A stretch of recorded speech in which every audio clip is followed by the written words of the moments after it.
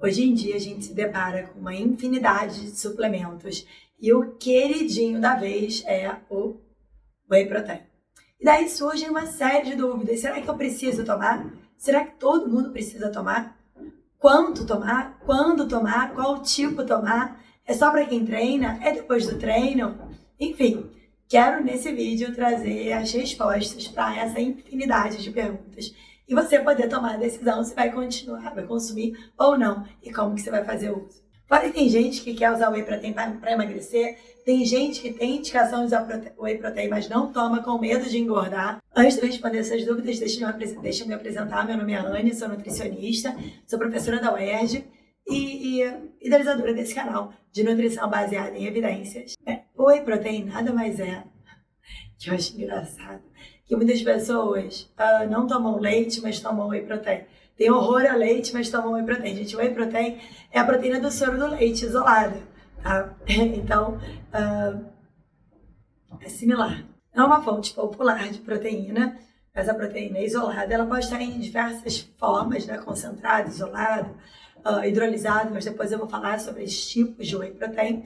E ele começou bem na área mais esportiva, com o objetivo de ganho de massa magra, recuperação, após, né, uma prática de exercício resistido. Mas e aí, Anne? Será que eu posso usar no meu dia a dia? Para quem é indicado? Bem, o Whey Protein, como eu disse, é uma proteína isolada. Ela serve para complementar a proteína da sua dieta. Então, se você tem, por exemplo, 50 quilos, 60 quilos, tem uma necessidade proteica de 90 gramas e através da alimentação consome em torno de 60, talvez seja uma forma de você atingir os 90 gramas, utilizar uma dose de proteína isolada. Tá? Então, o Whey Protein, o objetivo dele é facilitar para aqueles que têm dificuldade de atingir a necessidade proteica. A gente oferece a proteína isolada como uma forma mais fácil de atingir. Muitas vezes o atleta ele tem uma necessidade proteica mais alta e fica difícil atingir só com comida. Precisa de uma grande quantidade de comida. E aí o suplemento isolado acaba sendo uma boa alternativa.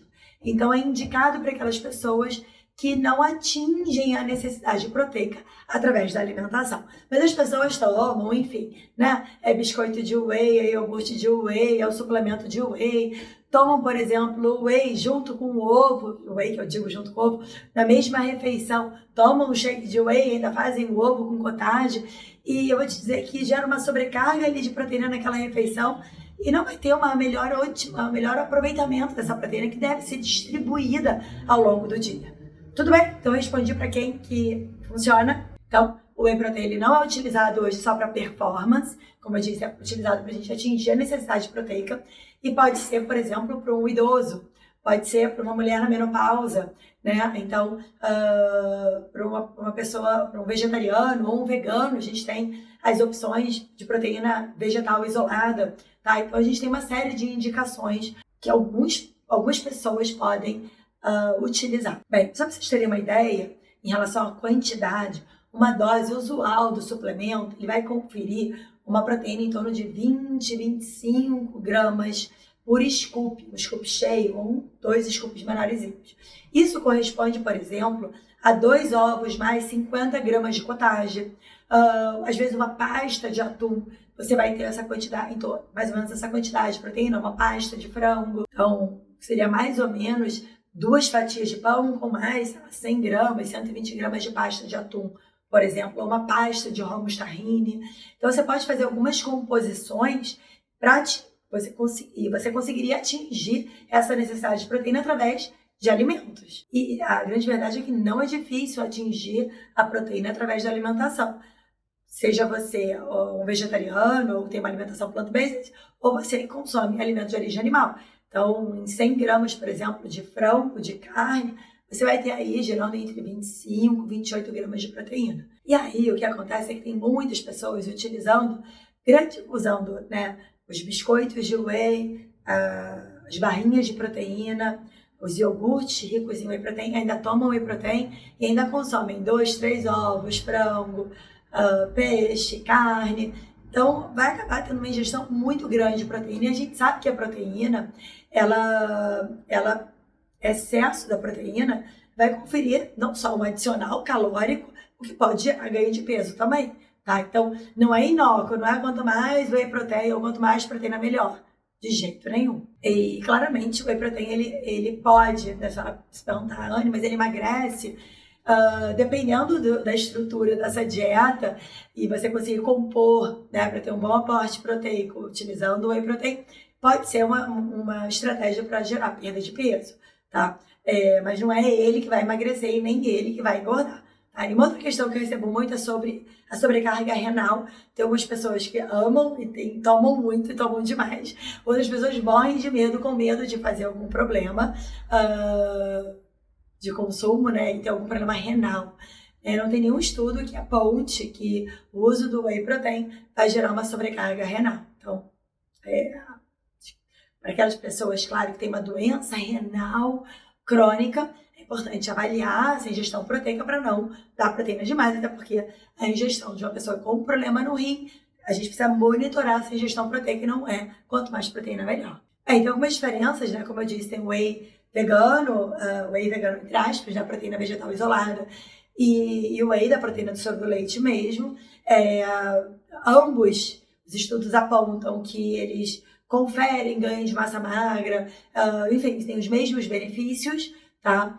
Muitas vezes a gente precisa, através do whey vegano, por conta da digestibilidade da proteína, dar em torno de 10% a mais para ter a mesma eficácia. E um outro ponto que eu queria trazer aqui, eu já estou terminando esse vídeo, que é sobre os tipos de whey protein. Então, a gente tem o whey protein concentrado, isolado e hidrolisado, né, para aquelas pessoas que têm distensão, que têm dificuldade ali na digestão do whey protein. O hidrolisado pode ser uma alternativa, né? Mas para a grande maioria das pessoas, o isolado ele é bem tolerado.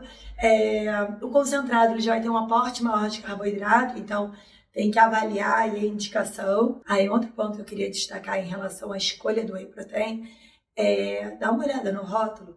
Tem muitas marcas que tem muitos aditivos, muitos adoçantes, corantes, flavorizantes, enfim, né? E quanto menos aditivos, melhor, né? A gente sabe que esses aditivos eles podem alterar a flora bacteriana e trazer algumas outras questões na nossa saúde.